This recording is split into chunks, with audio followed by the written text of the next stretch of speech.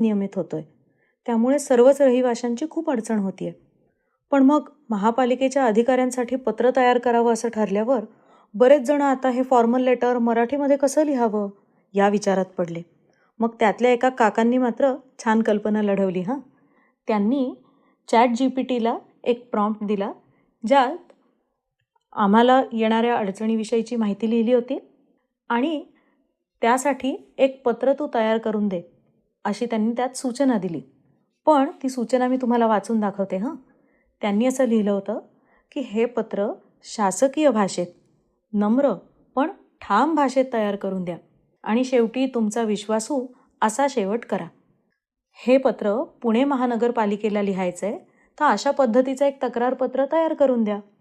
आणि असा प्रॉम्प्ट देता क्षणी ChatGPTने एक अतिशय सुंदर पत्राचा मसुदा तयार करून दिला.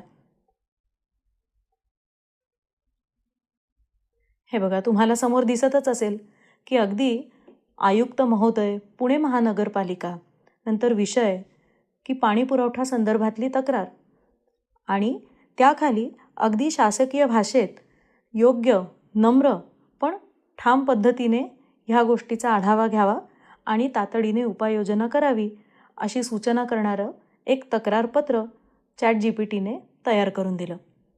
आता अर्थातच हे पत्र थोडंसं अजून मोठं लिहून हवं आहे, त्याच्यात काही ॲडिशनल गोष्टींची माहिती दिली जावी असं आपल्याला वाटत असेल, तर कोणत्याही क्षणाला खाली आस्क एनिथिंग ह्या विंडोमध्ये ॲडिशनल इन्फॉर्मेशन दिली आणि प्रॉम्प्ट टाकला की हेच पत्र अजून सुंदर पद्धतीने एडिट करून मिळेल.